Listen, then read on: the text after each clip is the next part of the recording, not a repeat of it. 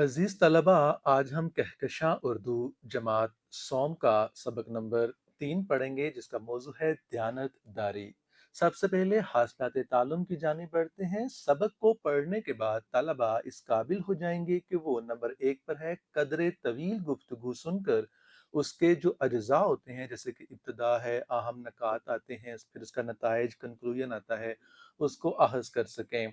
तवज्जो से सुनकर अपने रद्द अमल ख्यालात का इजहार दुरुस्त तलफ़ुज़ और लबो लहजे में कर सकें। अपनी पसंद की कहानियाँ, वाक़यात, डरामे और नज़में पढ़कर नताइज को अहज़ कर सकें। सबक पढ़कर उसके मतन से मुतल्लिक सवालात के जवाब लिख सकें। सादा जुमलों को इस्तफ़हामिया जुमलों में तब्दील कर सकें, यानी कि जो सवालिया जुमले होते हैं उनमें तब्दील कर सकें। कहानियाँ पढ़कर या सुनकर अपने साथियों को भी सुना सकें। और आखिरी है कि कोई मंजर या मंजर की तस्वीर देखकर कम से कम 6 जुमलों पर मुश्तमिल इबारत लिख सकें। तो ये हमारे हासिलात ताल्लुम थे। पढ़ाई से पहले में है सवाल एक कि सीरत किसे कहते हैं। तो जवाब है कि सीरत किरदार को कहते हैं। अगला सवाल है अच्छे अखलाक से क्या मुराद है। तो हर मामले में अच्छे रवैये से पेश आना, इसको अच्छा अखलाक कहते हैं। इसके बाद खास अल्फाज जो इस चैप्टर में आएंगे वो हैं शफकत, एहतराम, हुस्न अखलाक, ईमानत, मजमुआ, सआदत, सालिस, दस्ते मुबारक, कबाइल, तिजारत, हमरा और बाहमी। अब इन अल्फाज को अपने आज के इस लेसन में भी हम डिस्कस करेंगे। तो आए चलते हैं लेसन की रीडिंग की जानिब, उसके मुताला की जानिब। हमारे प्यारे नबी हजरत मोहम्मद रसूलुल्लाह खातमुन नबीन सल्लल्लाहु अलैहि वसल्लम वसल्लम की जात तमाम खूबियों का मजमुआ थी। मजमुआ मतलब इकट्ठा होना, तमाम चीजों का इकट्ठा हो जाना, तमाम खूबियां इकट्ठी थी आपके अंदर। हजरत मोहम्मद रसूलुल्लाह सल्लल्लाहु अलैहि वसल्लम हमेशा बड़ों का अदब करते, छोटों पर शफकत करते यानी कि नरमी करते, बड़ों का एहतराम करते और हर एक से हुस्न इखलाक से पेश आते, अच्छे अखलाक के साथ पेश आते। आप सल्लल्लाहु अलैहि वसल्लम की सदाकत यानी कि सच बोलना और ईमानत, इनकी ईमानतदारी करना को मक्का के सब लोग मानते थे। इसलिए वो हजरत मोहम्मद रसूलुल्लाह सल्लल्लाहु अलैहि वसल्लम को सादिक और अमीन के नाम से पुकारते थे। ये आपके लकब थे, लोग आपको इसी नाम से पुकारा करते थे। लोग अपनी अमानतें भी आप सल्लल्लाहु अलैहि वसल्लम के पास रखा करते थे। ऐलान नबूवत से, यानी कि जब आपने नबूवत का ऐलान किया, नबी होने का ऐलान किया, उससे कुछ मुद्दत पहले, कुछ अरसा पहले की बात है कि कुरैश मक्का ने खाना काबा की अलसर नो तामीर का इरादा किया, यानी खाना काबा को दोबारा से तामीर करने का इरादा किया। इस तामीर में शरीक होना हर शख्स ने अपने लिए सआदत का बाइस समझा, इनकी अच्छी बात समझी।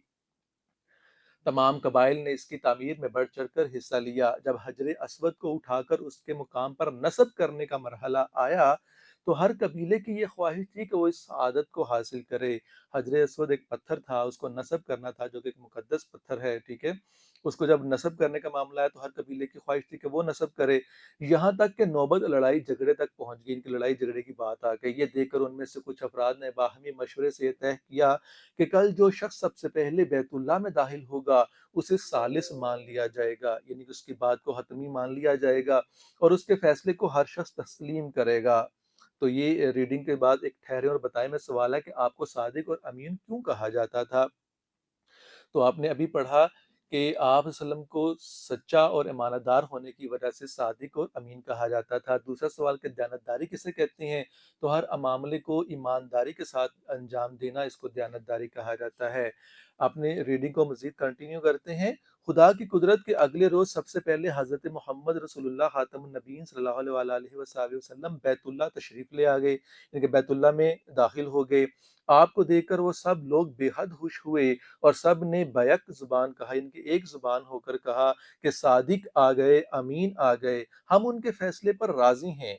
हजूर अकरम सल्लल्लाहु अलैहि वसल्लम ने हुक्म दिया कि एक चादर लाई जाए। चादर लाई गई तो आपने उसे जमीन पर फैला दिया और हजर असवद को अपने हाथों से उठाकर उस पर रख दिया। फिर हुक्म दिया गया कि हर कबीले का सरदार चादर का किनारा पकड़ ले। सबने मिलकर ऐसा ही किया। फिर आपने हजर असवद को अपने दस्ते मुबारक से, इनके अपने हाथों से उठाकर उस मुकाम पर नस्ब फरमा दिया। इस तरह तमाम कबाइल इस आदत में शरीक हो गए। हजूर पाक सल्लल्लाहु अलैहि वसल्लम ने जिंदगी के हर मामले में सदाकत व अमानत की आला मसाले कायम की।